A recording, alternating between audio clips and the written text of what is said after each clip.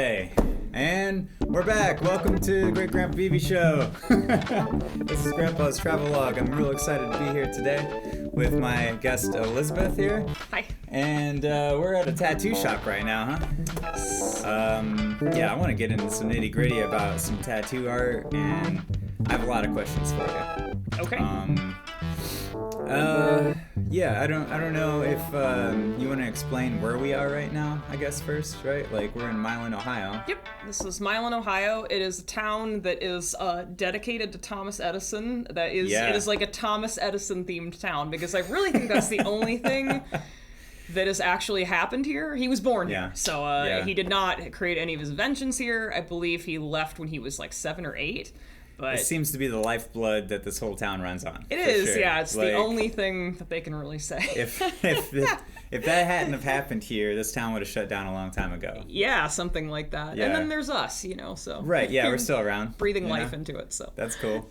Yeah, I just live just next town down. Oh, okay. Nice, yeah, so you're pretty close. Yeah. It's a very small town, but it's quaint and it is cute. So, yeah. It's like a nice, cute little town. The invention and coffee shops and bar next door and a lot of antique shops too. How many? Yeah, there are many antique shops. What's the traffic like here as far as people getting tattoos, like small city folk, right? Yeah, I mean, so we're mostly appointment based. We don't really have a lot of walk-ins. We do sometimes. It depends on the time of year, but in some areas of the country, it's like it's a lot of walk-ins. Just kind of depends on where you are. But this town is very small, and the surrounding area is really pretty touristy anyway. Sandusky is pretty. Oh yeah. I consider it to be pretty touristy. Because of Cedar Point and stuff. So definitely. Not a lot of good old boys getting farm tattoos or anything like that. No, we don't tattoo tractors all day long or anything like that. Cornfields. We do have a lot of variety, I would say. I mean, there's trends and stuff that are popular that you do a lot of, but... I bet, yeah. And that leads me to my first question, right? Yeah. So, it always kind of like, I've gotten a few tattoos over the years, and what always kind of like vexed me about the whole process is like, you're an artist, and I'm trying to convey to you this idea, right? Mm-hmm. How often do the clients like have a style that they want to go with, or do they kind of default to your style a lot, or how many even ask, I guess, right? I would say that, so usually the way that it works nowadays is it's a complicated question, right? It is, but I guess it's a rather simple answer. It's Pinterest and stuff like that. The internet has made things really easy, and smartphones has made things really easy. It's like, rather than having like flash books and stuff like tattoo shops used to, it's not that we don't have stuff like that, but mostly it's people with designs that they found online, and we don't necessarily copy it. Like, I try to do something different on it, so it's not completely just like someone else's, but for sure. You get a lot of that, and then there's a lot of if people want something to be different, sometimes they can show I want these flowers but with these leaves, they can kind of show us multiple images, and that works. Or it really, a lot of the time people do trust you as an artist, or they found you because they like your particular style, so they can send an image of whatever they like, and then you can kind of do your own thing with it, usually within reason, for what they want. And typically it's not a problem. I mean, you get people that are really specific sometimes. It doesn't happen all that often though, so nice. I know with one of mine, I got Popeye tattooed on my forearm here. Nice. And nice. Like, classic. Yeah, right? Yeah. Classic. Like, my tattoo artist at the time, he's like, man, I'm going to put this tattoo in a grab bag and just like $20 tattoos all day. Nice. But yeah, I came in with like 3 different pictures of Popeye and like different. I was like, these colors here, but I want this can of spinach, or like with the kind of things. And and you can totally do that, especially with like iPads and stuff. There's really cool drawing software for all that stuff. You can mesh it all together right then and there. So it makes life a lot easier. Modern technology has improved things very much for us. So because like I know I follow a lot of tattoo accounts on Instagram, and just like seeing like old school tattoos definitely have like a distinct style, like that kind of like Sailor Jerry, is that what it's called? Traditional style tattoos are really cool. I like they're kind of like Quirky in a way. I don't know. There's Okay. something about them that, I mean, they're vintage looking, of course, but like there's Right. something kind of quirky about them sometimes, which I really like a lot. So Yeah. Yeah, like I have like an old boxer on this arm here that's like super old Navy, yeah. like actually if I was getting that Popeye tattoo, the dude's dad walked in, he had the same tattoo from the Navy, like on the same arm. That's funny. And I'm just like, oh man, red. Hey, you know, one of Part those of the kind of group, things. you know, yeah. You've been inducted. Yeah. I didn't Nice. join the military after that, but you know, No, like I right, felt no. like I was doing a lot of push-ups at the time, so you know. You know, basically the same thing. I'm just kidding. For any military people, I'm not being serious. Yeah, we salute our Yes, no, we appreciate military. them very much so. Yeah, but yeah, tattoos is an interesting art form to me. I'm a musician basically. I've drawn a few things. I try to design. This one on my chest was like I had the whole idea and I explained it to him. I'm just trying. Where it was just like it's just pilot wing. I brought in some actual pilot wings that I had that I bought as like a souvenir kind of thing because I can't fly yet. Right. But It's on the list, right? Of right, course. yeah, exactly. But well, I was in a band called Underground Airplane at the time. Oh, okay? well, then there you go. Yeah. Yeah, You're that's- just like a shoo-in for, you know, being a pilot, being in the Army. Yeah, like I have a lot of honorary degrees. I'm a grandpa. I don't even have any kids, you know? Yeah, this is like, all a lot easier than I thought it would be. Like, when I imagined doing these things, I thought it would be harder. Life is all a stage, right? Like, then you can just be whatever you say you are at any given moment until somebody, like, calls you out. Until someone calls you out. Yeah. And It's then like, as hey, long as you can run really fast, yeah. it's like... Take over, take the handles over. We're going to need to fly this plane. We need someone to land it. It's like, okay. Yeah, right? Oh, We're man. in gimbal lock. I don't know what that means, but it sounds like a Yeah, sure, totally, yeah. automatic pilot. Yeah. So it's a good time. I don't know. Yeah. Being in the world sometimes. Sometimes, yeah. Right. Yeah, for the most part. I feel like tattoo clients would be cooler than most people just because they're here because they really want to be here, and getting tattoos is awesome, right? Yes. It's a really cool job for a lot of reasons. You know, like I mean, there are people who get tattoos just because they think that they look cool, right? But I would say more than not, there is a meaning behind them, which is really nice to be able to. It feels like you're sharing something with someone, you know, which I Right. appreciate a lot Yeah, about it. true. So. Yeah, it's like a certain type of bond that happens between a tattooer and a tattooee. Yeah. Right? Like, Yeah. I feel that. I used to do t-shirts. I used to screen print t-shirts for a tattoo, I don't know, shop up there in Sandusky for a while. So I got a lot of free tattoos for a little bit. Nice. Yeah. Never a bad rap. Yeah, right, exactly. That's how I got paid at the time. But yeah, I don't know, there's a certain type of, like, I love hanging out at tattoo shops. Yeah, there's usually a lot of personality in the people that work there and the people that go there. So whether it's good or bad, we don't know. It's still, you know. But it's not soul crushing. You No, know? no. Like, Yeah. No, I don't think so. At least no. Yeah, that's what I assume. You know. Yeah. I try to hang around artists as much as I can for that reason, I guess. I don't know. I've met the most interesting people in the world. You know, playing music in different places and circumstances. And, Yeah. And people are always there because they want to be there and they don't have to be there. It's like that's always the best situation, I guess, you know? Yeah. I was reading a lot of the anti-work Reddit this morning. People working at Starbucks and getting yelled at for their coffee. And Yeah. it's like, oh man, like I was like, maybe I should get a job at a coffee place. Yeah.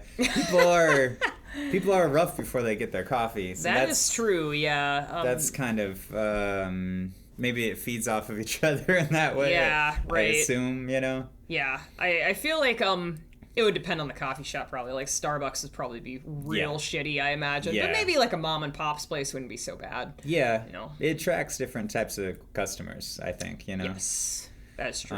It's weird when we start calling people customers and clients, and Yeah. where it, like, I don't know, I studied a lot of anthropology, so I talk in that vein a lot, I guess. but just like thinking in terms of just there was never there used to be money, and people were just like, hey, I owe you one for that, Yeah, and bartering. whatever I owe you one wasn't really determined in any kind of quantity necessarily. Yeah. And then but I guess there's still cultures that, like in South America, that where people like move there, and then they all gift you something when you move in, but then you have to give them back something that is not equal to what they gave you, and it can either be more or less, but it shows a certain amount of friendship between people. Interesting. Because then it's like either I owe you one or you owe me one, but either way there's like a certain type of camaraderie in that too, or a certain type of community building. I don't know. I think what is cool about tattooing is that it is a skill that's tradable, right? So it's like, since, we here at this shop are independent contractors, so Gotcha. we technically have a boss, quote unquote, but he doesn't set schedules for us. We don't have schedules or anything like that. We can do whatever we please. Yeah. We pay a booth rent, and that's the end of the story. We can do whatever we want for the rest of the month, as long as we're not being,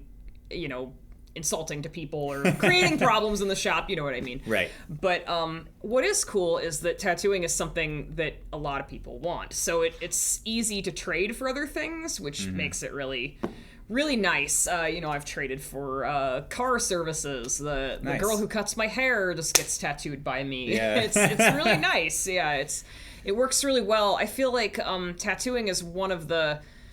I have other skills, obviously, but I feel like tattooing is the thing that is actually, like, people want it. And it's very easy to find people who will trade for it. Yeah. So that's a really nice part of it, tattoos are valuable, Yeah. They're expensive to get. They are, but what's interesting is that the supplies are not... most of what you're paying for, you are paying for our supplies, but, like, when you pay a certain price, you're paying mostly for our skill and the fact that... we have to do things like deal with your blood and things like that, So it's like you're paying for a lot of that. So it's like, it's very hard to quantify how much our time is worth. It's worth whatever we say it is or whatever we decide it is, and kind of like compared to other artists and stuff, right? Like there is kind of a standard, I would say.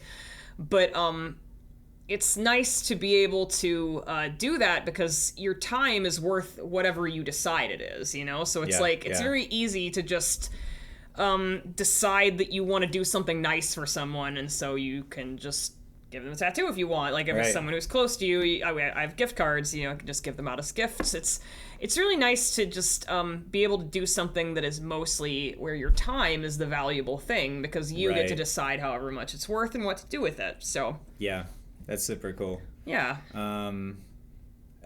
So I don't know, and it's interesting how it's like so permanent, and it kind of like cultures have been doing this for a long time. Yes, they have. It always seems like the styles that originated first were very obviously tribalistic maybe is a kind of catch-all, but like it's not what we would consider modern tribal, but it is. Yes, it is tribal. Exactly. Yeah, exactly. It's like actual tribal, like it's indigenous like almost, tattoos. It's almost like geometric in a lot of ways, and very symmetric in, I don't know, in the way that what's in my head right now, like I'm thinking about. There's probably an infinite amount of... It's symmetrical as much as it could be with... I feel like, well, back, in very old times, it was all, like, hand-poked, basically, or they had, like, a little thing that they would use to tap it in. There's places that still do that, of course, but... There's probably symmetrical ways as it can be. There's probably ways they could get stencils with ash, or even, Probably, maybe. Yeah. It's honestly, some of those cultures did and do an amazing job for the tools that they have. So yeah. Your style, just from what I've seen, I guess, just on I don't know what you post and things, always seems like it's kind of more towards the darker sense of art in a way. Yeah. It's not all of what I do. Pretty much whatever you post is kind of what you're trying to draw in. Because it is my interests. I do like doing tattoos like that. So it's like the more things that you post that are what you want, the more you're going to draw that in, because that's what people see. But in reality, I end up doing a lot of things. A lot of just random stuff. Do a lot of flowers and things like that. But I do kind of prefer the sort of like... I don't know, I like, a lot of black and white tattoos. I like things that are darker themed, I guess. So it's a better contrast in a way against skin. I have a friend who took me to a tattoo convention who has all black and white tattoos. You know. Yeah.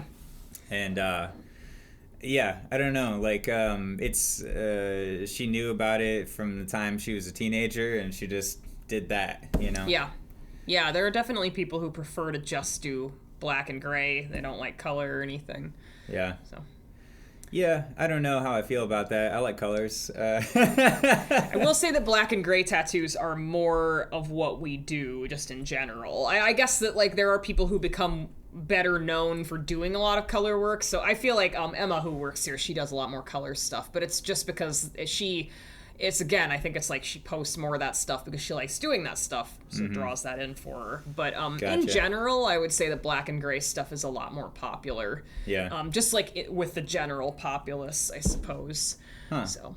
That's interesting. I guess I do see that a little bit. I follow this guy from South Korea that I just thought of. It's like Polysic or something or another, but it's very pop art, I would say. They're like very like real small tattoos, and it's all like real, like there's a lot of black, and then those like squares, almost as if it's like it's not an 8-bit type of idea, but like it's like he's using like squares of color and a lot of different types of color, but you always know it's his by the color. Like, yeah. I always know that guy's color when I'm like, oh, dude, that's that guy. He's got a color palette that he likes. Yeah. A lot of artists will get to the point where they want to work with a certain color palette. You kind of have to be doing it for a while, and you kind of have to be... You have to be pretty good for the most part to be able to be so choosy. But there are people who get to that point where they really like to specialize in certain colors, and a lot of their work looks the same way. So yeah, I never really thought about that, but it's really like carving out your own niche. It is, yeah. Oh yeah, there's a lot of artists who have just a particular niche, and they don't do anything else. Like there's a guy I follow on Instagram who only does these, I mean, at least from what I can tell, it's not all just big elaborate back pieces, but it's like very elaborate, like takes up an entire arm, takes up an entire leg, like, but it's a lot of these very like ornate back pieces that he does that goes from like, you know, the bottom of the butt all the way up to the shoulders. Oh, and takes the whole area up. A lot of them are hand drawn. It's really cool stuff. Wow. But it's like he just became known for that, and assumably that's what he prefers. So what do you think about so have you seen like the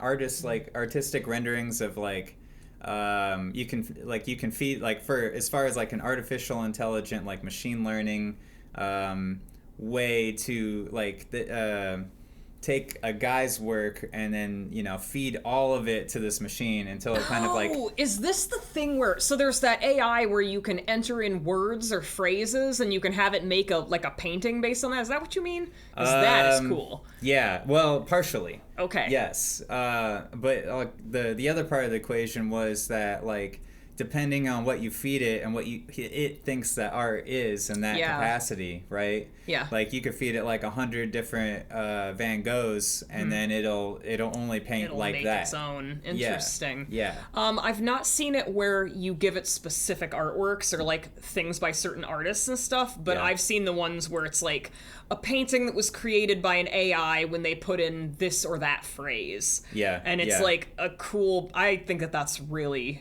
neat. It's like kind of creepy in certain ways, but also it's super interesting. It's like very much like Uncanny Valley type stuff where it's like it gives you the like machines might be taking over vibe, but also it's impressive. So it's like I don't know how to feel about it. You know? I know, yeah. I like talking about that kind of thing. It's really cool. I love seeing those things. I see them on, you know, like Facebook and stuff every once in a while. Because I've interviewed other artists that hate that whole idea, you know? Oh, I think it's really cool. Yeah. I think it's really interesting. And, like, it's one of those things where it's just so weird that, like, I don't know what exactly to think of it. I do think it's very fascinating, though. I started to get into this idea that I wanted to be like a freelance writer recently, and I was like, okay, I'm putting together a portfolio. This is going to be my niche. This is like the clients I'm trying to go for. And then last night I came across this app called like Writer, and like RYTR. Anyway, it's an artificial intelligence that you can you can pick what it is that you're writing, like either like a blog post, a blog outline, emails, scripts, songwriting, like any of these things, like, and then you pick like what kind of tone that you want it to take, right? And it does it in 30 languages, and then you just type in like a written, like phrase. Crazy. Yeah. Like, I know I've seen those things on, like, Facebook where it's like, I had a bot write a script for a Transformers movie, and it's it's so funny. Like, it's really ridiculous, it's really funny, but it's like, those things are pretty entertaining, so I imagine it's, like, maybe something like that. They're not as good as stories, I noticed, I typed in, like, I put story plot, and then I put, like, teleporting football player goes to alien planet, and it kind of screwed it up, like it didn't know how to like why this was all happening, I guess. Well, that's fair. I mean, I did throw it a pretty hard curveball. Yeah, I was gonna say it's like furiously searching like its databases for why would a football player be in what? It's like smoking and blowing up. Or well, I broke it. Oops. Yeah, so maybe I should give it like a more direct line, like a Hallmark movie where a guy meets a girl, and then it probably would just nail it. And then watch it try to like assume human behavior. That's really the funniest ones, is where it's like, here, make this script or this story and make it seem like it's like what it thinks a human being would write, and it's really funny. So some of them are really funny, I should say. Some of them might be alarming too. I've definitely read a few for sure. Yeah. It's coming a long way. Yes. We're at a weird crossroads in all of that world, I think. Yeah. For sure. In it almost, I don't know, like people are afraid that it's gonna like take responsibility or agency away from humanity. Yeah. And I get that, but it also, I think, lays a larger burden on us to know how to use it or how we want to use it, Yeah. Because these are just crazy powerful tools. And it almost is like behooves of us to like really like figure out our own house. Right. Like, how do I really want to have my life, or how do I want how do I want society to even run? The AI is forcing us to get our shit together. Yeah. Right? Yeah. Get your shit together. We're going to take your job and your house. The AI are taking over. I've also felt that it's like, even with just the algorithms we have on like YouTube or Instagram or any of these, where like it kind of like it figures us out, so to say, right? In some capacity, and then says, hey, you would like this stuff, Yeah, and it's like, pretty accurate most. It is, but sometimes it's like, yeah, that was me like 2 months ago, but that's not me now. Yeah. And so it's like I have to like physically push it to go in another direction. Yeah. And sometimes I don't have the energy to do that. Yeah, no. It's like I barely even have the energy to push myself in a direction some days, so like I'd rather not push a computer in a direction too. Yeah. Because I'm like, I've heard all of this music 100 times. Like, I just need something else now. Like, please. You don't understand what it's like to be human, man. Like yeah. You're fine with all this. This reminds me of last week, and I don't want to be in last week right now. Last week was bad. I don't want to be reminded. Like, different stuff that I don't associate so much with other things. Yeah. I don't know. Like, I think that it puts us in the driver's seat, It puts us fully in a place where we have to pilot, like, in different directions, and we've always been there, Yeah. So in that respect, it hasn't changed at all. But in another respect, I think that it's kind of like pushed it to a point where our decisions now make a larger impact. Yes. Yeah, I would say so. We have a lot more reach now than we ever did before, even if it's just on social media and stuff. Like, we have a lot more reach. So for sure. Like, even if this podcast only gets 20 people watching it, like, can you imagine just, like, a group of 20 people around you, and you're, like, saying all these things, and, like, I'd rather not listening? imagine that. I'm just kidding. I mean, that's a bigger... guess that's probably a bigger group of people than most of us are used to having listened to us at the same time. Yeah. At any point, you know what I mean? So I always used to get shy around more than 2 people talking, you know? Yeah. Like, yeah. I mean, just honestly, you know? Yeah. It took a lot to kind of get out of my own shell, or, you know, out of my own way, I guess. I always wanted to say like 5. I always had 5 responses for everything, and I was like, okay, now they're talking about something else. So you're like, where do I go from here? Yeah. Panic.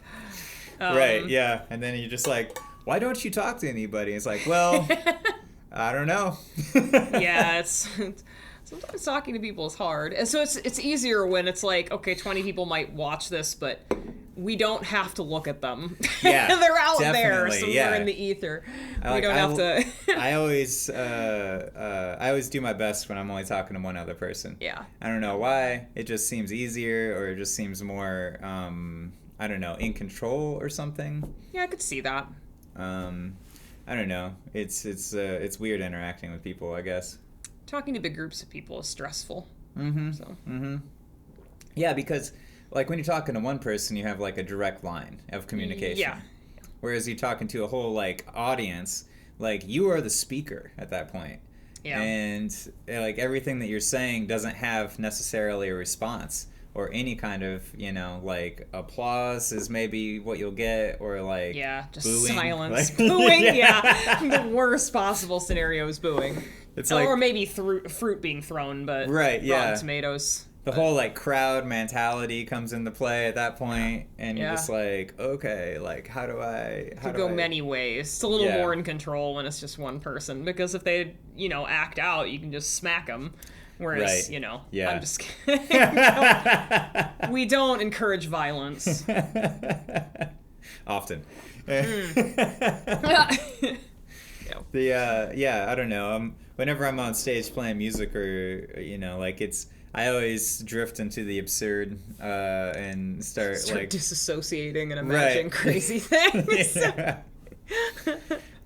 Try to go into storytelling mode and like just start ripping off short stories that I've read by like Isaac Asimov or somebody, like. And the crowd is like, what is going on right now? And then you just move into another song before they can really... before anyone knows what happened. Before anyone can question it, yeah. Like, keep up, guys, where you at? You know, like, Yeah. I'm going to write a song right now, okay? Like, you don't know what it's like where I'm from, okay? No, Like, and they probably won't know because they can't make sense of any of it, so... mm-hmm. That's on them, though. But they're entertained. Yes. And that's yes. mainly what I'm trying to accomplish, you know? There you go. I don't know. How are the conversations when you're, like, that's one-on-one, like, super intimate, like, I'm tattooing a coffee cup on your arm or something, and I'm like, so, you like coffee? So I noticed you like coffee. Yeah. Yes, I would say that, you know, there's a lot of things that you end up repeating, because, I mean... They are essentially there in your care, so you have to... It's like, you know, if nothing is happening or no one is talking, you can always just periodically make sure that they're okay and not about to pass out or anything crazy. Take their pulse. Right, just make sure that they're doing all right. But I'd say mostly you do get to talk to people. Sometimes they're quiet, and that's okay, too. It's tattooing and any sort of art, I feel, is like... As long as you're able to really get into what you're doing... There's no need to force conversation or anything. Right, I feel that some people are fine just sitting there and being tattooed, and as the artist, you know, if you're in kind of like a zen mode of what you're doing, it's easy to just do that, and it never feels awkward or anything. That's cool. Yeah. What would your influence, like, artists that you love, like, visually? I mean, there are a lot of tattoo artists, but it's one of those things where it's like, you see them on Instagram and you don't know their real name, so you're just like, I don't know who influenced me as far as tattoo artists, but when it comes to actual visual artists, there's been a lot. There's a lot of, like, historical artists. Everyone names off people like Van Gogh. And there's a lot of different styles and a lot of applications. There's comic books. There's, you know, portrait painting. There's Yep, I would say that some more modern ones that I really like. There's a guy named Brad Kunkel who is amazing. That's Kunkle, if anyone wanted to look it up. But he's amazing. He's the whole reason why I like to use gold leaf a lot in my art. And he was my inspiration because he's just this amazing oil painter. And he incorporates a lot of gold leaf. Like metallic stuff, he uses silver leaf too. Cool. But just really cool stuff, very like ethereal stuff. There is a comic book artist named Al Columbia who's really great, but he is like really, it must be some sort of hermit or something. Right, like he doesn't really make a lot of stuff, and what he has made is super weird and like odd and stuff, but that's the kind of stuff that I like. Shocking, I know, but I like weird comic book artists, but he's another one that I really enjoy. He's got like a kind of like you see that style, and I don't really know exactly what it is, but it's like scary Cuphead art. You know what I mean? Like cartoony kind of old vintage cartoons, but it's kind of got like a dark sort of thing like to edge to it. Yes, yeah. Yeah, that's really cool. I like a lot of comic book artists myself. I like the whole medium in as far as it can express like a whole lot of just like a whole like in an educational way or in a story kind of fashion. It can express a lot more to me than like a singular piece sometimes. Depends on how it's done, I guess, too. Sometimes like in a single frame or a single piece you can like say everything, Yeah. I don't know. Do you find yourself exploring other like modes of art other than tattooing? Well, I went to school for jewelry making. I have a bachelor's degree in metalsmithing, so I know how to do things like that too. I know how to work with metal, do soldering, things like that. Sweet. 3D art, as you would say, I guess, is not necessarily my forte. I'm not a great sculptor. Like, I can sculpt, but it's not anywhere near as good as stuff that I can draw. Or like on Blender or something, or... What's that? It's a 3D platform program. It's like free that you can download. I've never even heard of it. Yeah. See, I'm very out of touch, I guess. But I'm not a great sculptor, but I can. But yeah, I can do jewelry stuff. I can. There's other things that I've made. I've made books before, like done bookbinding and things. But that kind of goes right along. To me, it goes right along with drawing because it's like a lot of the time I'm hand binding sketchbooks that I end up drawing in. It's paper, as a medium still. So like illustration kind of things. Yeah, I would say mostly what I do is drawing.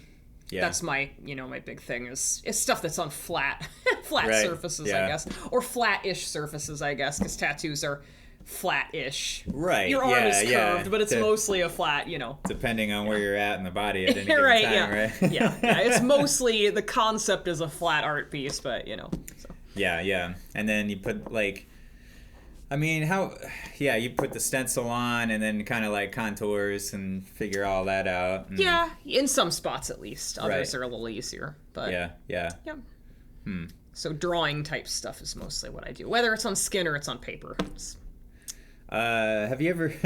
this is kind of, I don't know, but off topic. There's a show I found called Drawing with Skynyrd. It's this...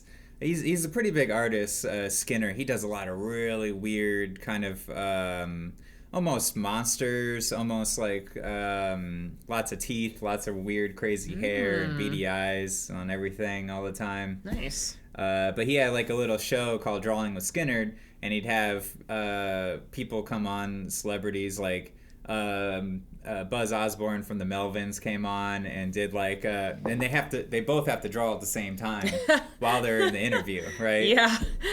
That's actually a funny idea. I bet that would be very entertaining. Yeah, and just the way that he puts it all together with like sound effects and just like there's like a whole plot in the episode that's not just the interview too, That's pretty cool. Like his hand like gets buzzed off in the beginning and then like runs away and like it's like super surreal, That's funny.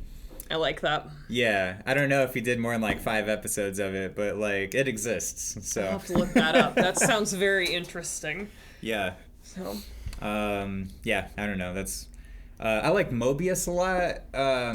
Do you know he's a comic book artist from I think the 70s and 80s, maybe into the 90s. I don't think I'm aware of him. Several artists have pointed me in that guy's direction. As just like his detail and his depth on things and like his shading. Nice. But he writes and letters and does the whole book, I'm pretty sure. Nice. But the guy is like from a whole different planet. He's more like a fashion designer than he is a comic book artist in a way. Yeah. But I kind of appreciate that though, because I would say that I don't, for the most part, I don't typically like a lot of what you would consider like popular comic book art. I like kind of the more like artsy, weird kind of stuff. That's really more my thing. So like the more stylized rather than just like something you would expect to see in like a Spider-Man comic or something. Yeah, you know, because there is very straight down the middle. This is a comic book art, right? Yes, like and I always try to find the guys doing something different. Either be it like watercolors in some. There was like a guy. I forget what his name is. He did the Dissenter comic a few years ago, but it's like all outer space, but it's all in watercolors. Oh, that's cool. Yeah, it was really cool. I didn't like the comic a lot, but like just just looking the art through itself. it, I'm just like, wow. Yeah, like even I would say even the art for like the Sin City comics is really Frank cool. Miller, right? Yeah, Frank Miller does Amazing. Sin City, and even those are really popular, but even that is like enough of like a weird, like a stylized thing for me to catch notice, and I really like it. I've read all the Sin City books. They're great. Well, all the ones that I know of, I don't think there's been any more made, but the old ones, you know, the original ones. So those are really good. But just like your standard like Marvel, DC, here's Superman. I know. Like he's drawn in the same way. There's nothing wrong with that art, but it doesn't really appeal to me. So or like Ralph Steadman or something, right? Like I love the like ink splotches. There's a guy, another one of my favorite, current comic artists is Sean Murphy, and he'll use ink splotches on pages just to cause like chaos and things. Yeah. But he got so far. He did like Punk Rock Jesus and Tokyo Ghost and cool. Some other big ones, Wake. But like they gave him Batman now currently. He did like a few series of Batman recently, and that always seems like if you got Batman, you're like at the top of the heap in some respect. It's like good for the artist, for sure. And he does that like I like guys who do like the big landscapes with like a lot of depth, and he did like a Batcave with like all the Batmobiles throughout all of the ages, cool. and like. Yeah. And just like weird items from weird like episodes of like the old thing that's just like hanging from the ceiling. Yeah, dinosaurs and things like that all in the same shot, and you're just looking at it forever, you know? Yeah, that's cool. I appreciate that kind of detail for stuff. So. Yeah, you can tell when people just take their time with stuff, I guess. You know. Yeah, I do appreciate that aspect of it. So. As far as like time wise though, like if someone has a lot of detail, like you have to like really kind of stick with it to like really like make it be what it can be, right?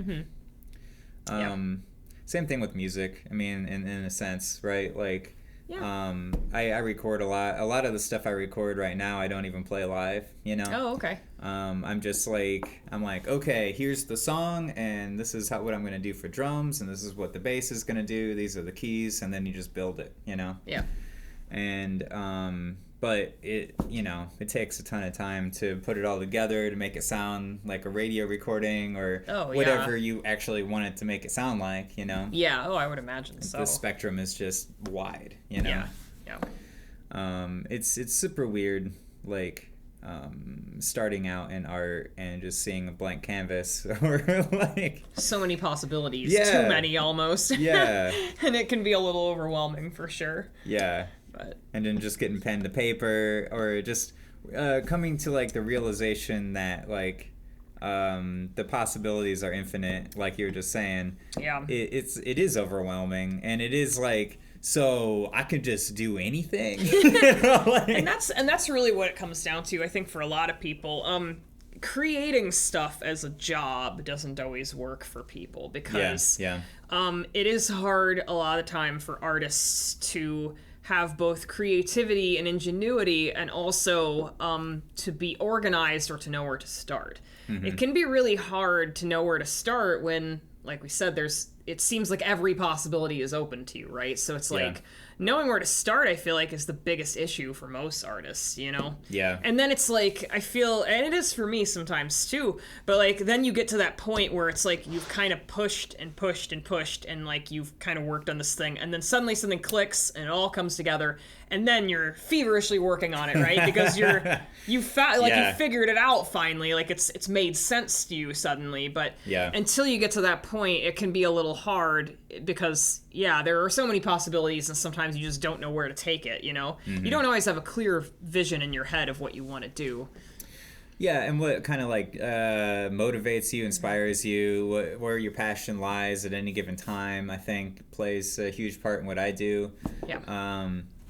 I know usually at the end of breakups or whatever, it's like prime time. I'm like, wow, I just wrote all these songs and I completely forgot about them. And like, I have all this energy now. Unfortunately, I feel like emotional turmoil does provide a lot of inspiration for, I mean, it doesn't necessarily have to be turmoil, but I feel like I was just reading something about this like yesterday, but it was just basically talking about like, it doesn't have to be a negative emotion necessarily, but it should be some sort of emotion that makes you on edge in a certain sort of way, because that's when you end up creating things. No one creates, maybe Thomas Kincaid might have made his boring art when he was completely happy and everything was peaceful, but stuff that really you really, I mean, as a person, as a human being, you need that sometime too. Yes, you know? that is true, but I feel like you don't make art that like really grips people and, you know, gets them invested in it. It's not always easy to make that if you're completely happy all the time. Yeah. You know, so not that I'm advocating that people should try to make themselves miserable, but I think that they should try to make themselves feel something. So. Yeah, and I've seen some artists figure it out to where art is just a daily job to them, and they just show up and they just make stuff, you know? Yeah. And that's, I'm trying to get to that point. I know the last time I was in a steady relationship, I just learned how to code for like 4 months, you know? Yeah. And I was like, I am completely focused and happy about life right now. This is great. Yeah. Like, how... yeah. There's nothing wrong with being happy. It's just, I feel like if you're trying to make really gripping stuff, you have to find a way at least to tap into. And I feel like you can do that without being unhappy. Like you can sit down and like, I don't know, play some emo sad music and get yourself into the spot, or some like dramatic music or whatever, and get yourself into the mindset to make something, and then you can come out of it and go about life. But and then there's like assembly line type of artists too, though. I mean, like where they just show up every day and they're like clockwork, you know? Yeah, and that's harder to do. That impresses me. Yeah, for sure. Because I don't know, I sat down last night and I'm just like testing different, you know, drum machines and weird like synths, and I'm just like, I don't even care what I'm doing, you know? I'm just just long notes and short notes. Here we go, you know? Like, and I don't know, it was kind of cool. I don't know, like, but my heart really wasn't into it. I wasn't really trying to make anything just specific, though. You know? Yeah. You don't always have to be trying to make something specific either. That's true. It's you can be like kind of abstract with it, or, you know. Yeah, there's nothing wrong with just experimenting around with music or art or whatever. A lot of the time you find some really cool new techniques and stuff through that, and then suddenly that sparks something. So yeah, and that's essentially what I'm doing, you know, because like I want to know more about these worlds and these different instruments, but I don't like necessarily. I'm just like. Just going there and just doing stuff and pressing buttons and, like, you know, seeing what happens, or seeing how different textures mix with other textures. And I don't know, I heard a quote the other day talking about how visual art is the rendering of space, whereas music is like the rendering of time in a sense. That's true, though. Yeah. I would say. Interesting. Yeah, I never really like thought about it in those terms. No, neither did I, but that does seem right. I think. Yeah. Like I can use in like just negative space in art is very much the silence of music, right? In those terms where it's like a very underrated tool, I guess, because it seems like nothing's there, but so was the invention of zero in mathematics, right? Yeah, right. It was a very important nothing to be there, so... Yeah, to identify what nothing is in the piece and to be able to frame it in those terms, I guess, right?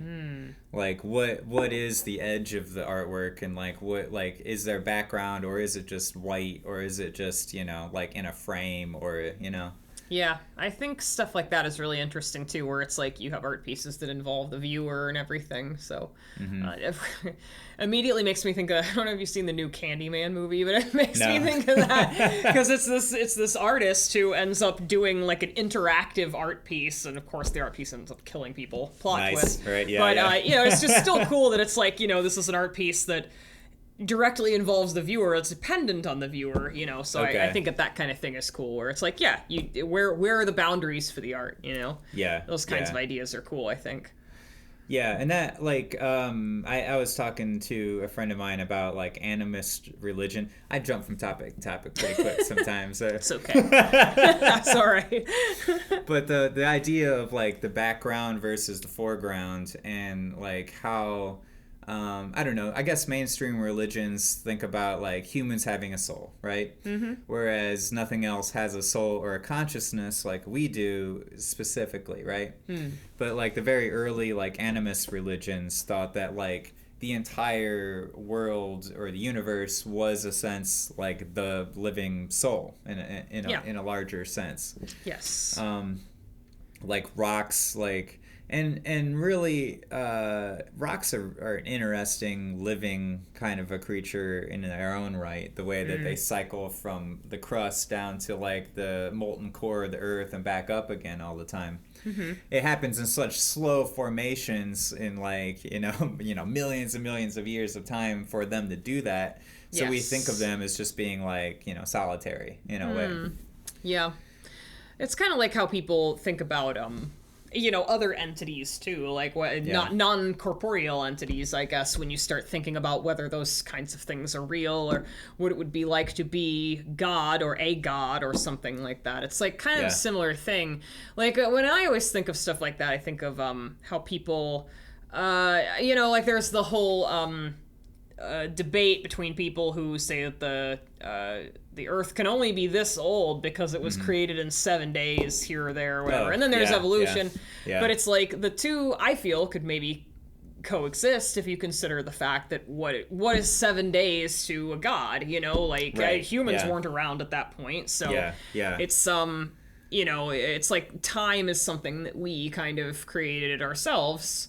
That's true. And so or the measuring of time, I guess you could say. But it's, just thinking in terms of, like, we don't know what it's like to be these sorts of other entities, a tree, a rock. It's, I think about being a tree from time to time. I do, too. Yeah.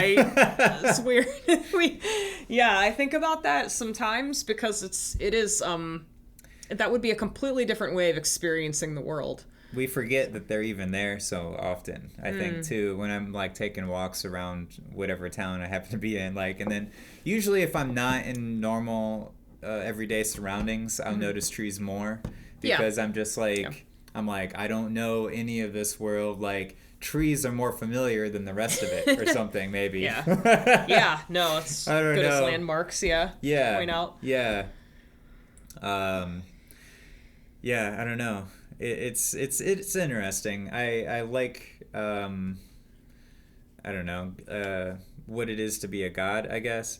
So to think about evolution in the Bible in different terms, right? Like in the beginning there's 7 days, but then like Adam and Eve were like talking to animals for like a while. There was a time period long while where they talked to animals. Like I'm like, like, I'm pretty sure that means that humans were symbolically, not to get meta with it, but sure, like, they were animals at one point in the Bible. Like, right.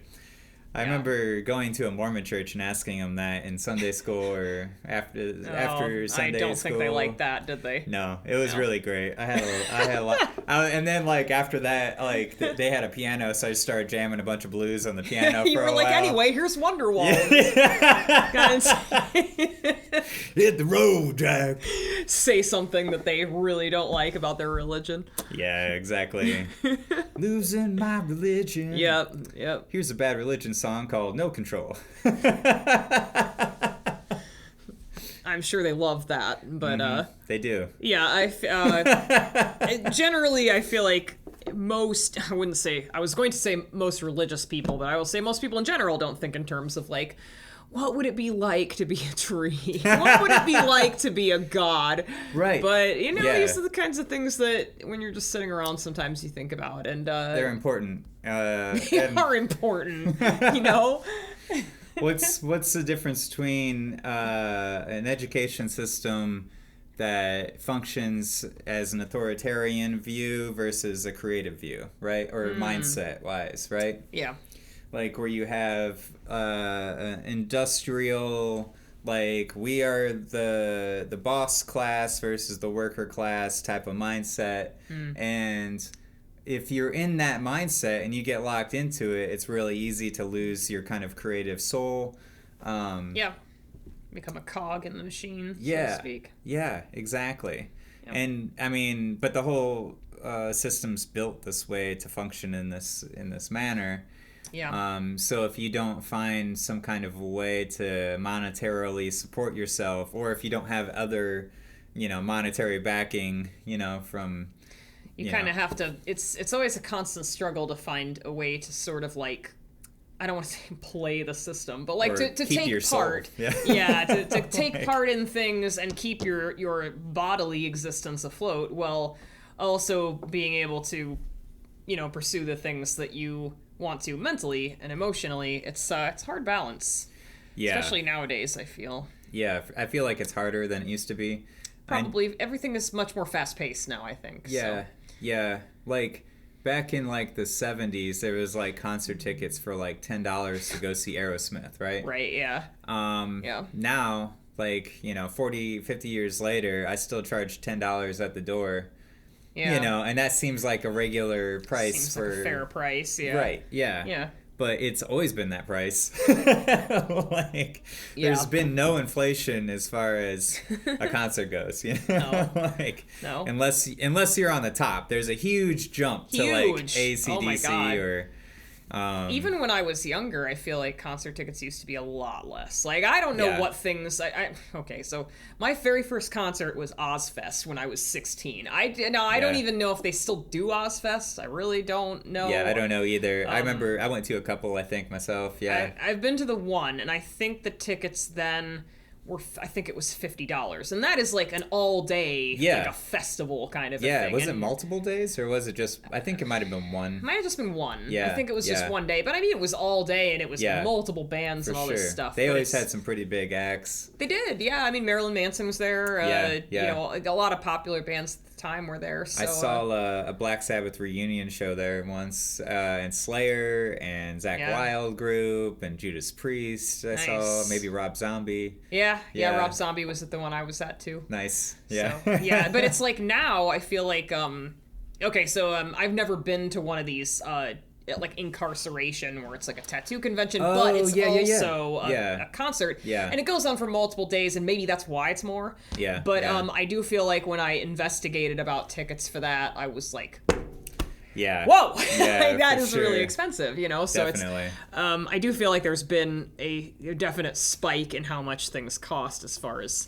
concerts go. Yeah, it's super subjective too, because like I know we throw our festival and we charge $10 for tickets at a music festival. It was just a 1-day thing, but it was like probably 10 bands, Yeah. That's $1 a band. But then like down the road, there's like a festival happening and the tickets are $350, Yeah. And it's like, okay, like. Yeah. Yeah, I mean, it's obviously at Incarceration, there's all these bands that everyone's heard of and stuff, but even then, I mean, they weren't bands that are popular now, right? No, like, the whole appeal was that I was like, wow, that's a band I listened to in high school. Exactly, that was super so long nostalgic ago. effect. Yeah, it's the nostalgia, but it's like, these are bands that are maybe not necessarily even doing anything anymore. I will say that Our Lady Peace was a letdown, but Bush... It's still kicking. Oh, Bush would be a cool one to see. Yeah. That would be really cool. I saw them at Incarceration. Nice. A couple that would years be a ago. good one to see. I would go for Bush alone. Yeah, they were good. Yeah. And I don't know, the quality, it just felt like I was like back in the 90s again. Yeah, which is like, it's kind of cool. That's worth going and doing. Completely was, yeah. I agree. Whereas Our Lady Peace couldn't keep up the whole, like, his voice, like, on that first album, though. I don't know if you know what I'm talking about. No, I've never heard him. There was, I've heard of them, but... Yeah. They had an album called Clumsy, where his whole voice, his whole shtick was like this kind of, like, his voice would go, yeah. And, like, it would just, like... you can't do it anymore. Sick cat, like, alley cat singing all over the place, and was like, Cats and Heat. But then, like, his second and third album, he went way away from that style, you know? He's like, I'm a normal singer. I am assimilating into society with the other singers. Yeah, it's really hard to go on tour for, multiple days and sing like that. Yeah, that would be, because you're doing, like, completely different singing styles, I would imagine. Same thing with, like, Slipknot, and, he went way far away from that real quick, too. It's true, yeah. AFI, I know, is another one that's like that, too, where they used to be very punk rock, and now they're not, so... Yeah, cookie cutter real quick, yeah.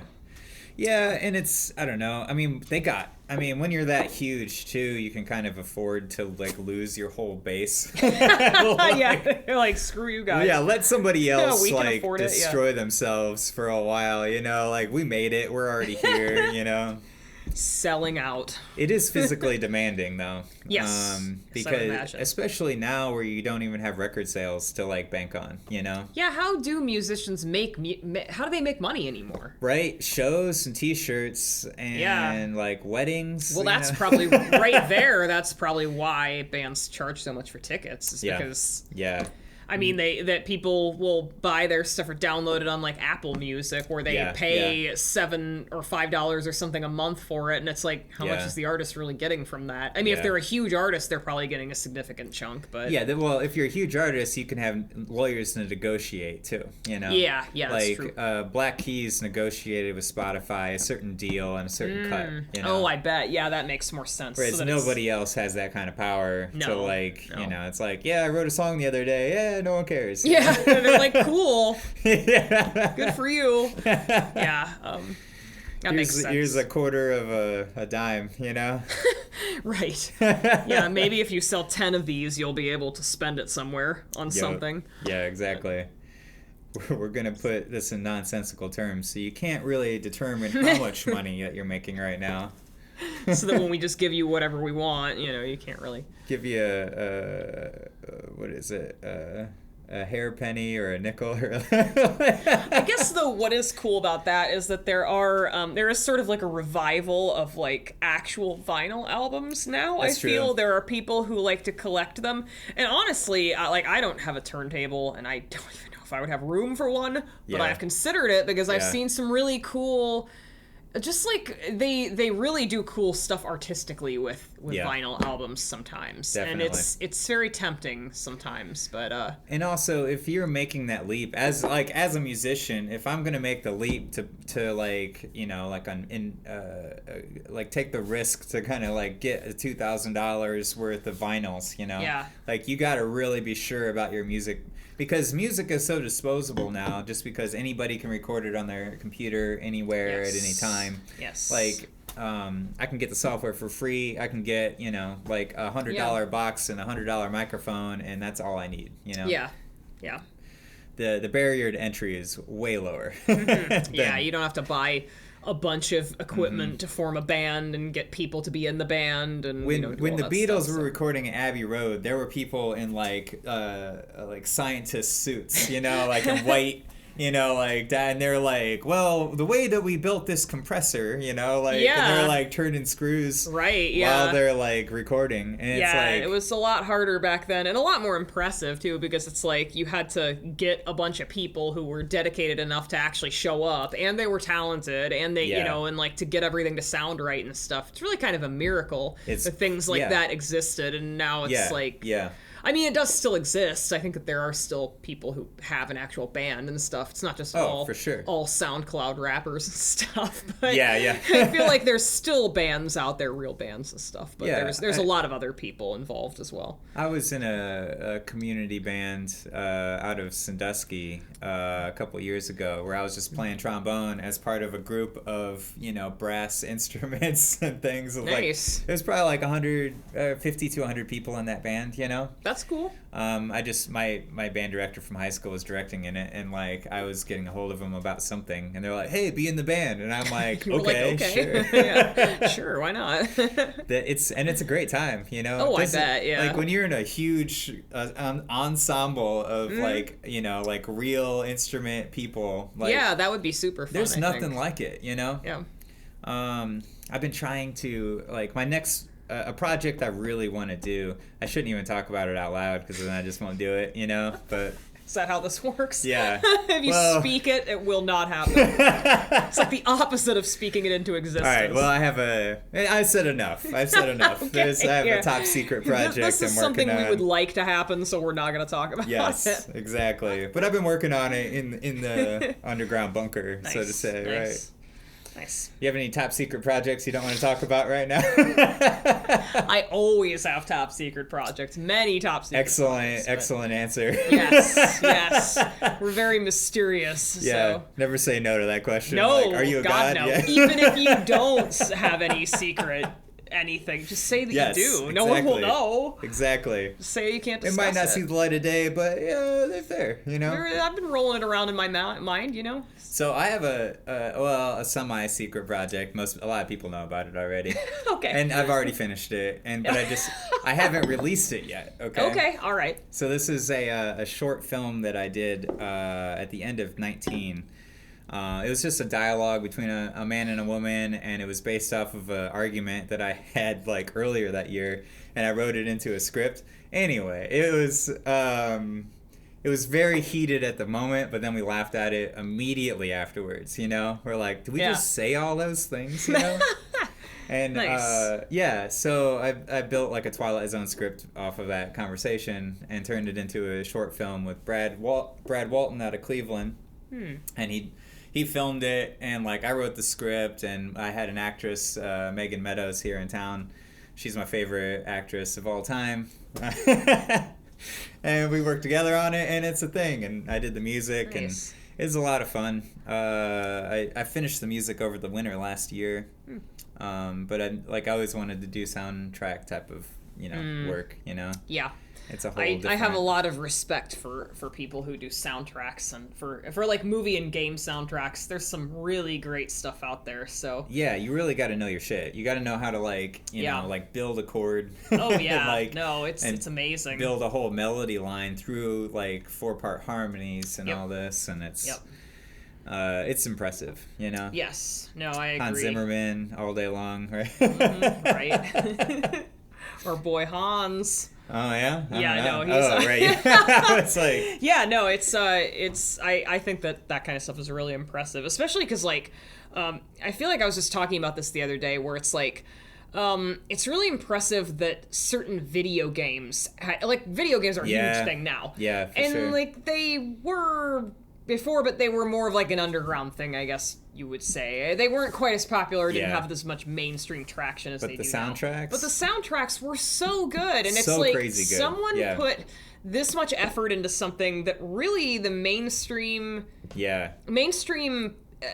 people are really not even ever going to probably appreciate it. And back in the day, video games were very hit and miss, and like now it's like a multi-billion-dollar industry. Yes, but even then, it's like how many people are really going to be listening to the new Final Fantasy soundtrack? Or I mean, me, but I'm just saying, like, who else? Who else will be? Not many people, but like then you listen to it and you're just like, this is so good, and someone Yeah. put so much effort. Like, we were talking the same kinds of scores and stuff that you would have in blockbuster movies and stuff. Definitely. Like, definitely. that make millions and millions of dollars. And Well, and these you know, are artists who are still really hungry, who have never been Yeah. heard of in a lot of cases, and Yeah. especially in the indie video game scene too. There's a lot of really good music going on. Yes. I've noticed. I don't know. I played a couple. I can't even remember their names right now, but they're like super niche, like kind of like I'm in a submarine and this whole world is like my radar, and like I'm going to different places, and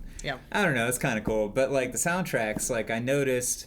Now that I've been teaching piano lessons and things too, like I've been pulling in more classical pieces and either teaching wise or just students bringing them to me and just like I'm noticing like super stark similarities, because all of that, a lot of soundtrack work, comes from like classical artists, Yes. because they wrote the rules of Western music in a sense. They said before the Beatles that Western music was dead. There was like a huge just rock and roll 1-4-5 progressions, and country music was doing the same thing. And then there was like a huge movement of like prepared pianos where they would like put bolts and like weird like metal like weird tinning sounds and things, and they would just play like soundscape type of work. And then the Beatles kind of like broke the doors back open on what Western music is and what it could be, and what electricity is in that equation, I guess. Yeah, they did a lot for music. So yeah. I don't know. I always talk about music more than art, but I do like art a lot too. I like both. I like it. I mean, it's all art, It's different forms of it. So yeah, it's always my perspective. It's where I'm at most of the time. I'm working on a new Tom Waits piece right now for a show in a couple weeks, and nice. Yeah, it's fun. You ever indulge in the Tom Waits? Yes. Nice. Yes. Yeah. I have not listened to much, but I've liked. It's one of those things where it's like I've liked what I've heard. Whenever you're working and when you go to school for art and you're working in like a studio setting, there's always somebody that's gonna play some Tom Waits, and you're just like, oh, what's this? This is weird, and Yeah. And then you dig it and you realize it's Tom Waits, and you're like, oh, that makes sense. He plays such a spectrum of styles. Yes. Very true. He's always one of my biggest influences for sure. Yeah. I remember back in like '99, he had some work on a soundtrack, and but it wasn't on the actual soundtrack disc, I bought the disc for it, and then I was like, who is this guy? I was who is this madman? doing I was so perplexed by the whole concept of what that was, and then for years I was trying, it took me about almost 10 years to find him, because a friend of mine just pointed, he's like, hey, check out Tom Waits. I was like, okay, whatever. And then you realized, well, I bought the first disc that I bought, and he has 20 something albums, right? But the first one I bought was The Bone Machine, and that song was on it, and I'm like, oh my god, this is the guy. Yeah. Love those moments where it's there's a song and you don't know who it's by, and it's just you never figure it out until much later. Yeah, and it felt like it was very much cool meant moment. to happen. Yeah. It was really weird. I was like, this is a cool album. Okay, this is a pretty cool album. This is a weird album. Oh shit, this is the it's guy. That song. Yeah. Yes. Yeah, I still like that. The magic moment. Yeah. I like that. Yeah, even I don't know, you just know. Once you're so ingrained with somebody's style sometimes too, you can just pick them out of a lineup. You're like, oh shit, Tobacco did the soundtrack to this, and then you look it up just to make sure. You're like, yeah, it's him. I knew it. Yeah. Yes. It's just so. Do you know Tobacco at all by chance? I feel like it's familiar. I feel like Tobacco might have done. Okay, who is it first, and then I'll gauge whether I know what I'm talking about based on that. He's it's also the same band as Black Moth Super Rainbow. It's never heard of that. Real synth based and kind of weird and disjointed in a lot of ways. But he did the Silicon Valley on HBO. He did I love that show. Yeah. Yeah. The intro music. That's him. Yeah. Gotcha. I feel like Tobacco. I don't know if you've ever heard of Aesop Rock, but They did a collaboration. Okay, so they did. Yeah, All yeah. right, that's what I was thinking because Back in it just like 2 or 3 years ago. I was gonna say I think it just. I want to say that it was pretty recent. Maybe they did another one, or maybe I'm thinking of the older one. Yeah. I don't know, but they did a collab together. Yeah, and they named themselves something different too. Like, but it was. Is it Malibu Ken that they do together? Okay, that is exactly what it is. All right. Yeah. Nice. I knew I wasn't making that up. I was like, I know I've heard of that somewhere. That's kind of how I came across him. Yeah. I was listening to a lot of Aesop Rock's Impossible Kid.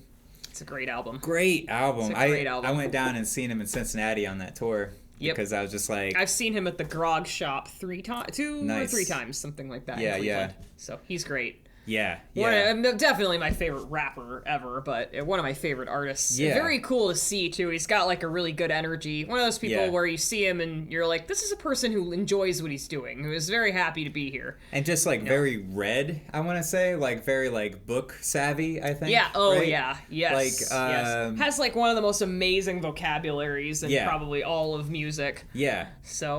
Him and, like, Neil Fallon from Clutch. I feel like hit a very similar vein. Yeah. Clutch. Yeah. Do you know Clutch at all? I have listened to them through other people a little bit. Yeah, he's more surreal, abstract, and very like nonsensical in ways, but he has a point in a lot of ways. I was just thinking about him earlier in the conversation when we were talking about soul crushing jobs, because. One of his lines, I always think of this line that he said. It's really simple, but it's kind of throwaway. But it's like, once they steal your rock and roll, you can never get it back, or is the line. And I always, like, that line really hit me one day where I was just like, wow, I've never stopped playing rock and roll my entire life. And that's probably why I can do it, and it's just super easy to me to do, Yeah. It's like second nature now. Yeah, it just kind of flows a bit. Yeah. Where I've seen people like take extended breaks or have kids and be like, oh well, I don't, or compartmentalize it. And yeah. Like I have to get serious with my life or whatever, and then they like give it up, and it's like really hard to come back from that. Yeah. I assume that probably happens in all different art forms. Yeah, I think so. I tried to get into drawing a little bit for a while, where I did a decent self-portrait, and like I was going through a book of drawing, and I don't know. It's a fun medium. I think so. There's a lot you can do with it. So. Yeah, I don't know. Do you do like you went to college for it, or? Mm-hmm. Yeah, I mean, I've done drawing for most of my life, and I went to school. I started out that I went to school for just drawing and painting kind of stuff, but then I figured that if I was going to get a degree in it, I should try to make it seem like.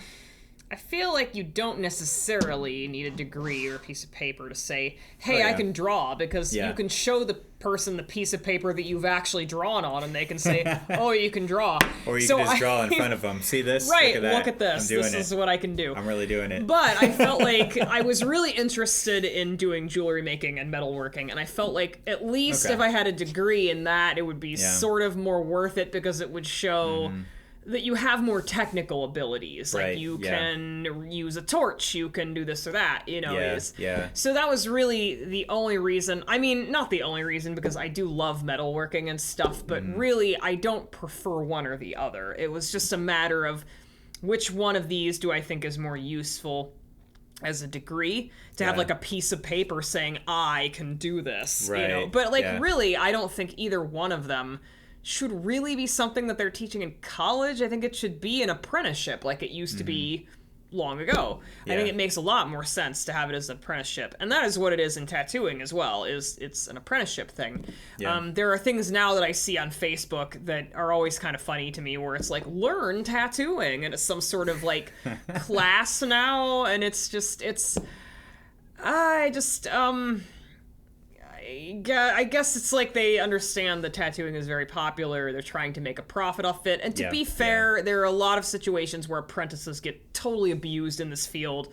So it's like, I get it. Maybe it's like another incentive is that it's like safer to go this route or something. But it does very much feel like the arts just feel mostly to me like there's something that should be an apprenticeship thing. Like it's something that you should learn from a person. It's like a trade.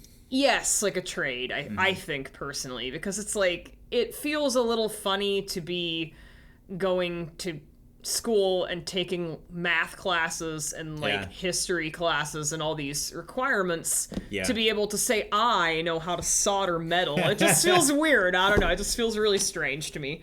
I feel like it should be a trade, or it should be some sort of an apprenticeship thing. Yeah. For all art stuff, really, I feel that way. There's always a line between specialization versus generalization, too. You know, yes. Like, and that's kind of the goal of the humanities and putting math and these different things in the degree is like, well, we'll have more well-rounded individuals, and if you have a bachelor's degree, then you like it means something bigger than and I get that, and I do think that things that you learn in other aspects will also influence your art and a challenge. It does. I mean, it really does. But at the same time, it's it's like I feel like you could pursue those things on your own without having it forced on you.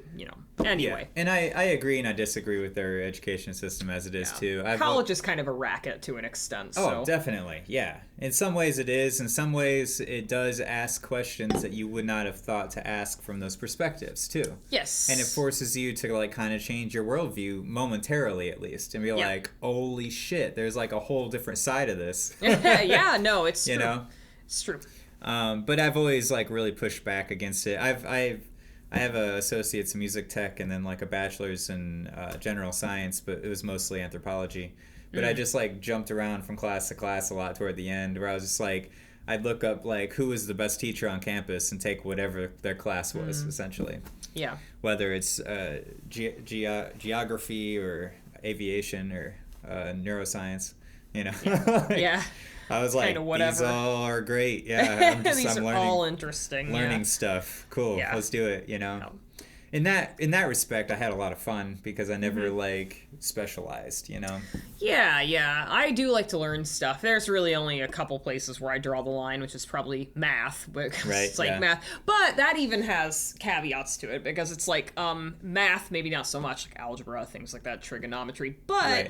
When you get into things like statistics, where it's like it's giving meaning to why these numbers exist, then that is more interesting to me. It's just random numbers for the sake of numbers is like, why do I care about this? But if they're applied to something, then I care to an extent. I care more. It unveils like different curiosities, I guess people have within this invention that we call math. Like there's like pi.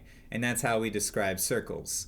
But it's like a never-ending number, essentially. Right, yeah. And so, like, I don't know, like, what is infinity? And geometrically speaking, we always put things in 2D worlds where arrows are going off to infinity. But, like, we're on a spherical planet, so does that infinity mean that it comes back around and just hits you in the ass, like on the other side? Yeah, I think there's a lot of stuff in math that can be applied to philosophy and bigger question type of stuff, and that I think is really interesting. But just numbers for the sake of numbers, where you're just doing whatever with them on a piece of paper, is not as interesting. I do think there's the ability for it to be interesting, though, if it's applied to. I can get into it in different capacities. Yeah. I've taken some pre-cal classes that surprised myself. Like you do like an entire page worth of a problem and you're like, holy shit, I got the right answer, and I completely forgot that I just did all that work. Yeah, I mean, it is kind of cool in that respect. So like once you figure out how to do it, it is kind of rewarding, I think. Yeah. But I don't know. I think art and math have a lot of similarities in different respects too. Sure. Just especially I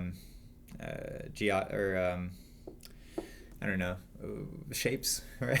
Geometry. Geometry. That's the one. Word we were looking for. That's the Bing, word. got it. It was not in the bottom of this cup like I had presupposed. Yeah. You've been drinking the coffee real fast trying to find it. It's there. I know it is. It's at the bottom. Shit, it's not there. Get to the bottom of this. Yeah, I mean, like, especially, yeah, I mean, you're talking about, yeah, you were talking about earlier about 2-dimensional versus 3-dimensional drawing, essentially. Do you get into, like, photorealism at all, or is it, like... No, any attempt I ever make at photorealism always comes out a little stylized. I can get it pretty realistic. Yeah. But anything that I do always ends up being a little bit stylized in some way, and that goes into tattooing as well. So it's like when it comes to photorealism, because there are people who want, like when they get portraits and things like that, portrait tattoos. Yeah. It's not something that I can really do for them, because if they want like a more stylized version, then I can probably do that. But if they want a photorealistic tattoo, then I have to refer them to Mario usually in the shop, because he's good at it. But that's mainly like shading, right? Like in a large capacity. Yep.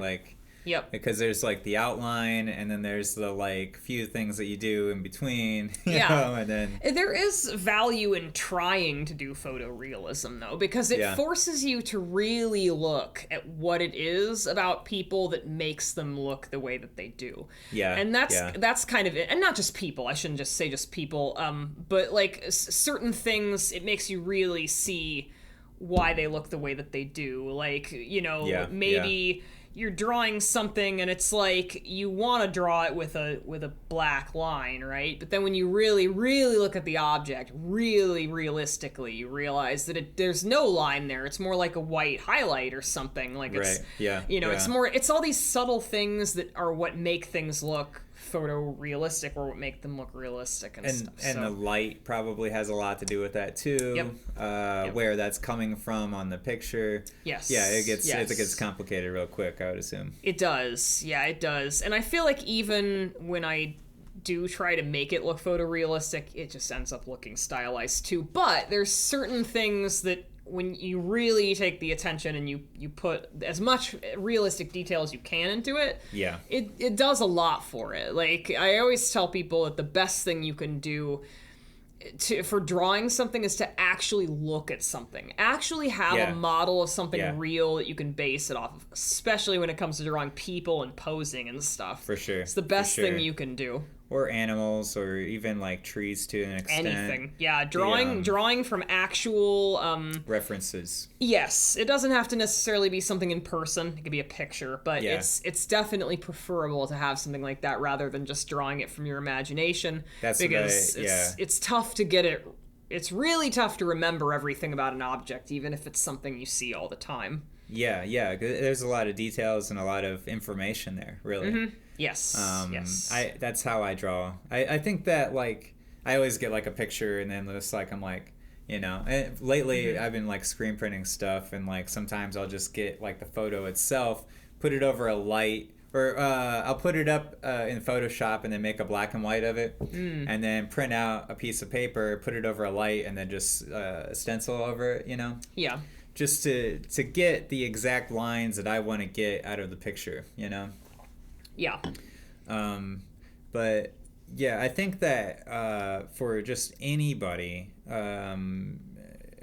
like drawing it as an art form, or as like even a philosophy, it makes you look at the world differently. It does. It does. Yeah. It makes you take stock of like so many more different kinds of details than you take in on a normal day. I always feel like it's the most interesting with people, I think, for myself, because I am kind of a socially awkward person, and I don't hang around with people very often. Obviously, I see people, all the time, and it's not a problem or anything, but I don't feel like I get too close to people most of the time. Yeah. And so it's interesting to draw people, because if you really want it to look like them, you really have to pay attention to what they actually look like. You can't just be like, oh, they have eyes and they have a nose that kind of looks like this. Like, you'll really benefit from symbol drawing starts happening. You really benefit from really looking at what a person looks like. Well, what kind of eyebrows do they have? They're very small details on a person's face and stuff. And I think that really is nice. I don't know, there's something really nice about that, and that can be applied to anything, but like sitting, I guess it goes back to what we said about things being very fast-paced, is that we don't necessarily have time to notice these details, and maybe we are kind of not appreciating them fully. Maybe we're not appreciating a lot of things. And it's nice to slow down and really take it in, and drawing helps you to really do that. I've heard of different people have like this mental illness where they go face blind, essentially. Yeah, I've heard of that. Yeah. I was just thinking about that. It almost makes you realize like how much attention we do give to faces, and we don't even realize it, really. Yeah. Like, we can just determine who everybody is by their face. You know, or at least I can. You can. Yeah. Like, a lot of people do that. Like 99% of people. Yeah. So it's like, it's tuning into a thing that's already existing within us that we're doing on a daily basis. It's really weird. I saw a person that I like should have known yesterday, and they're like, "Hey, what's going on, man?" I'm like, "Yo, what's up?" You're like, But I mean, to be fair though, like I feel bad sometimes because like I don't always see the best. I can see up close just fine. Let's not get it twisted. I'm not like out here messing up people's tattoos because I don't know. It's a distance thing. Off in the distance, it gets a little fuzzy. Nearsighted. Yes, and I can still see enough that I can drive and everything just fine. I can see all that stuff just fine. It's just when I'm like at the store, for instance, if it's somebody way off somewhere, 20 feet away or whatever, I mean, I'd be able to see their face completely well, and sometimes I feel bad. Like, I feel like if people see me and they feel like I've slighted them, guaranteed 100% of the time it's because I have no idea it's you. It's because I just don't. It's like a combination of not being able to see and kind of like being in my own little world most of the time. Let's be honest, that is part of it too. But and I mean, how many people just think that you were rude to them one time? I wonder about that. I wonder, because really, I would never try to be rude intentionally. It's just a combination of like, I am not all here already, and then I actually cannot see that well from far away. This is a life lesson for everyone, right? Yes, it is. We don't know how other people are really perceiving the world at any given time. I am barely clinging on to this world, so please just be patient to me. I was really hungry. Listen, that has to do with it. So I was in a hurry. There's things going on. Yep. I was a little angry, I was there with a purpose. I was frustrated, and I was very afraid for my life. All simultaneously. I was afraid for my life at the grocery store, as I often am. I mean, these days, like, these days it's a lot weirder than it used to be, It's very true. But yeah, it's we all got to give each other more leeway, Yes. Than I don't know, like, just in general. Like, it's easy to think that you're the only one here, and that's one of the biggest philosophical quandaries that's ever been invented, right? Are you the only person here, right? Yeah. And as soon as, like, it's easy to think that, and it might be true, but, like, at the same time, it's not as fun to play the world if you're the only one here, right? No. Like, that's my line, It's way funner to, like, just imagine that other people exist. Right.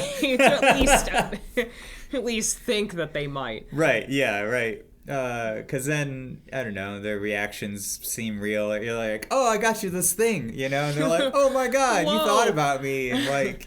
You're not just like, this is an NPC. They were programmed to say this. I know what's going on here. I know what's really happening. Yeah, you can't fool me. I'm in an arcade machine somewhere, and I'm living this life in an hour. Yeah, I mean, it's completely possible. But, like, it is a lot funner. Obviously, the Rick and Morty episode comes up where it's like, man, he's taking Dave completely off the grid, man. He doesn't even have a social security number right now. Oh, man. Heaven forbid. I love it. I love that there's just, like, so many ways to live a life, I guess, Like, I've always been trying to push back against normality in a lot of ways my whole life. And it is a lot easier just to kind of give in some ways. But I just said no to a lot of that over the years myself. Yeah. And that's led me in a lot of interesting directions. Yeah. I would say that it's kind of fun in many ways to, like, pretend sort of to be normal. Yeah. But then underneath you're like, ha ha ha, I'm not! You know? Like, it makes me feel very devious. I don't know if it does with anyone else. Oh, definitely. And, like, there's really no definition of what what is normal inside your own head that you're trying to act like. You know? Yes. Yeah, right. How does it actually come off to people? Very different thing. Like, I'm like, I'll put my blazer on, you know, to like this make it look normal, like I interview people, like I'm a journalist or some like a weird caricature of normality. Yeah. But yeah, I mean, like I do the podcast just to try to figure out what's going on. Like, I find it just more interesting to talk to people around me, you know, who I think are interesting, than it is to like I feel like talking to like a celebrity or even like celebrities who have podcasts and things. Yeah. I don't relate a lot to things that they're saying. You know? No, I feel that a lot of celebrities are famous for reasons that I really don't understand, to be honest. Definitely. I mean, probably mostly because they're attractive. It's like a freak show. Let's be honest, right?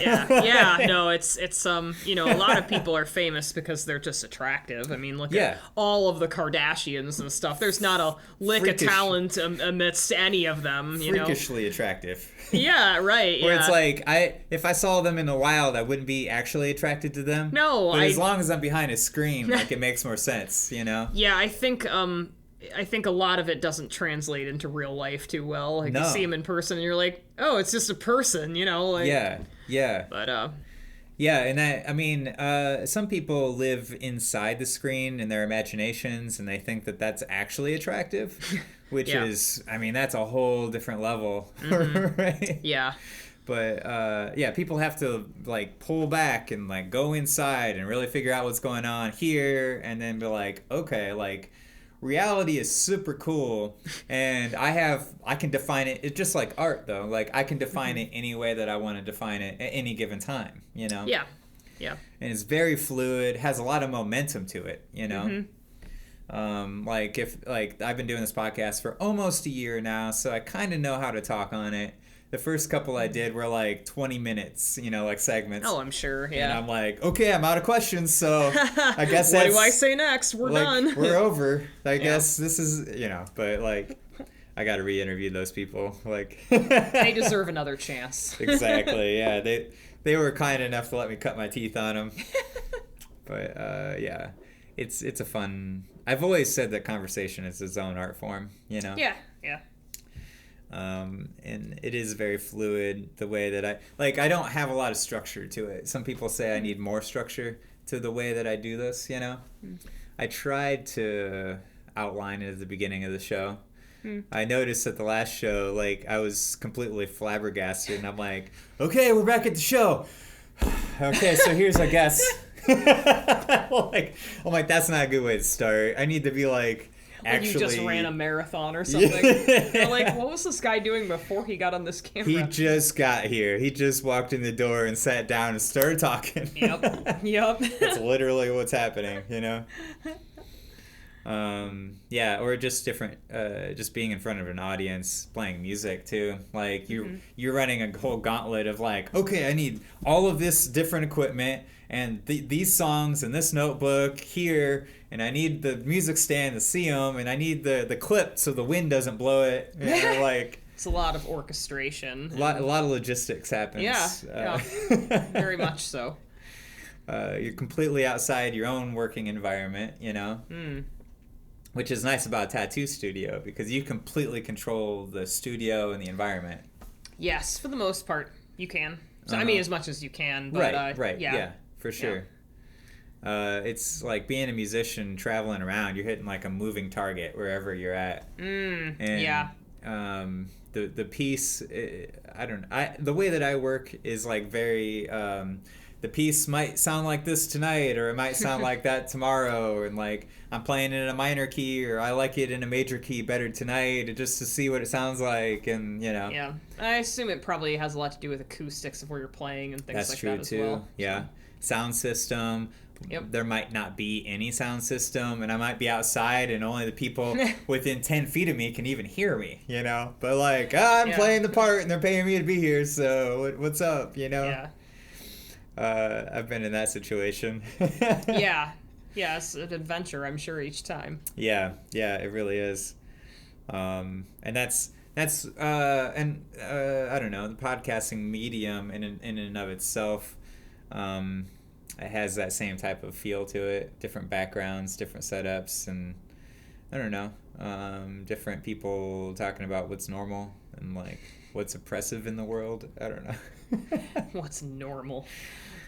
I woke up feeling very ghastly today with a very strange attitude. Well, that's just every day for me. Wake up. If I don't wake up feeling ghastly, I'm like, okay, cool, we're on the same page. Something's off here. I don't trust it. I have obviously not been reading enough Edgar Allan Poe lately. It's time to break it out. H.P. Lovecraft? Yeah, I've read some H.P. Lovecraft. Yeah, same. Yeah. But he has his own whole flavor of things going on. Yes. That I appreciate in the writing space. Yeah, I'm a big fan of Dante Alighieri, the Divine Comedy. For sure. Very big fan of that. I guess it's like it's a weird transition, I guess. But when I think of H.P. Lovecraft, I actually think of him because H.P. Lovecraft is describing. He does a good job of describing things that are kind of indescribable, right? Yeah, like he describes a lot of like eldritch horrors and like things that make you go mad, and you know, like does so in a way where it's like you're describing something in a way that is not even. It may not even be physical. It might just be something that's going on in the person's head, driving them crazy, doing whatever. But he does a very good job of describing these things that are kind of ineffable. I know it's like when it comes to Dante and the Divine Comedy, most people have only ever read the Inferno because that's the sexy one of the trilogy, right? Okay. But if you go further past Inferno and you get into Paradiso, where it describes heaven and stuff, you really start to read it and you're like, it's like, to me, I think that this person had a genuine encounter with like another force or something. Like, you know, they talk about saints that, you know, are raptured and have beatific visions and see God and all this stuff. Some kind of prophetic vision.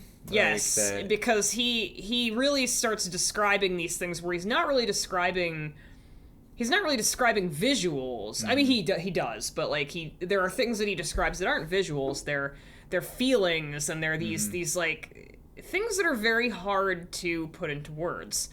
And so that makes me think of him, and that's why I really love the Divine Comedy, is because it goes through this full cycle of like, you know, being in hell to being in this place where you can almost hardly describe it because it's, you know, so amazing and so transcendent, I guess. And that makes me, I guess, like H.P. Lovecraft in that way makes me think of Dante Alighieri. Yeah, I mean, Paradiso. I like hearing. I don't know enough about Dante. I picked up a book recently, but I didn't really get into it. You know. Yeah. But everybody kind of symbolically like he's like so iconic, just like in like the, I don't know, 7 layers of hell and that whole like circle diagram and all of that. Yep. That is like it hits at certain core values that you have, and it's definitely emotional, like to like try to get into that world that he's in. Yes. Yes, and that is what we based hell off of, really. There aren't really any actual religious descriptions of it for the most part. Yeah. Like, we get our depiction of hell from Dante's Inferno, really. And like the dualist philosophy of the era that from when that was written too. Like I think it's like the Zoroastrians like had an encounter with the Christians, and the Christians won, but they ended up taking some of the philosophies with them on the way back. Yep. Based off of like they always had a hard time being like, why would a good God let, you know, bad things happen to good people, right? Right. Yeah. And so then they're like, oh, there's duality now, and we're gonna call it God and the devil. So there you go. That's the answer that we have now. Yeah. Yep. Yeah, it's such a running gag that just picks up. It's like a snowball that's just picking up like pieces as it goes. Yeah. Oh yeah. Exactly. As oral tradition always has, really. Like I can imagine a world like 200 years in the future where like we have these like expansive AI systems that help us tell stories, and like Star Wars in 200 years will be customized to you. Like how you think Star Wars is how it's gonna be like happening. Like, you know, and I can see it. You can watch other people's versions of Star Wars. Yeah, that'd be interesting. I could see it though. It's already happening to an extent. There was a guy, like, I haven't gotten real deep into this, but I found a guy once who rewrote the entire original trilogy, like the prequel kind of things, in his own way. And he made like these like real kind of like caricature like movies with them or whatever. Oh wow. That yeah, like really poorly done, but really good stories, right? Yeah. It really kept me intrigued the entire trilogy. Like he made a whole trilogy of crazy. Like, and I think they were about an hour or two a piece. And like interesting. And they were like, and it made complete sense why he did all of the actions that he did. Yeah. It's just like, I think it would be like way cooler though if they had guns in the beginning and then they transitioned to laser blasters.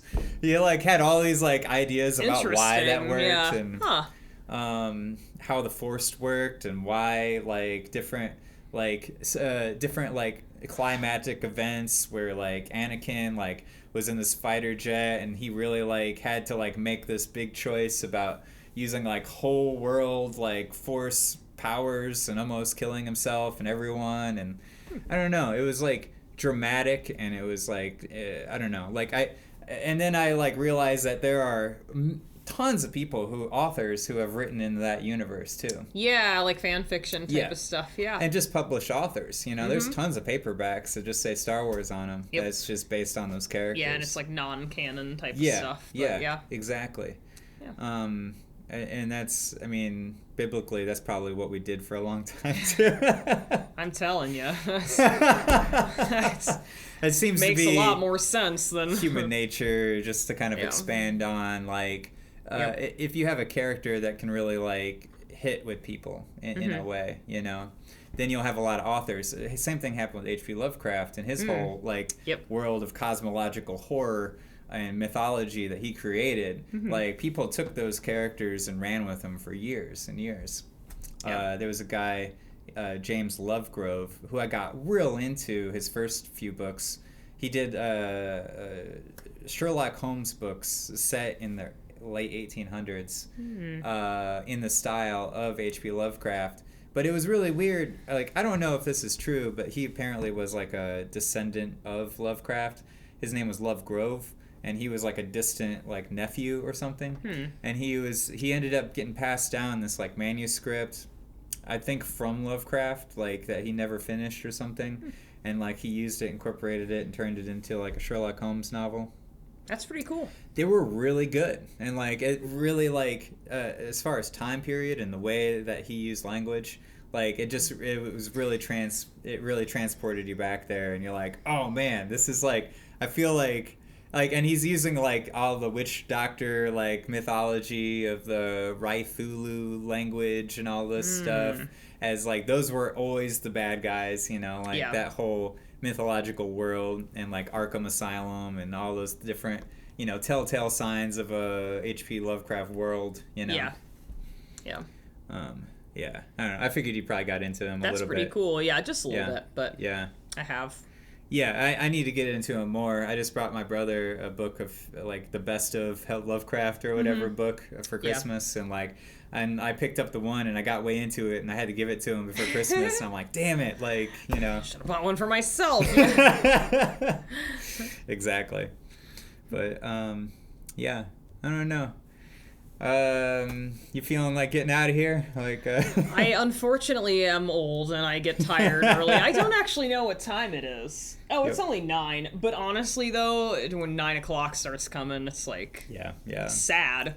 This is the state of my existence now. I'm like, 9 p.m.? It's getting late. Yeah, I feel it. I'm getting pretty hungry. I want to eat everything right now. That's fair. Yeah. We've covered a lot of ground, so we did. We don't have to feel bad about stopping. Yeah. Cool. Well, thanks for, doing this. This has been a lot of fun. This is the most I've ever talked to you, probably. So I think so, yeah. I wanted the chance to, Yeah, it was fun, for sure. Sweet. Cool. Well, all right, cool. See you later, guys.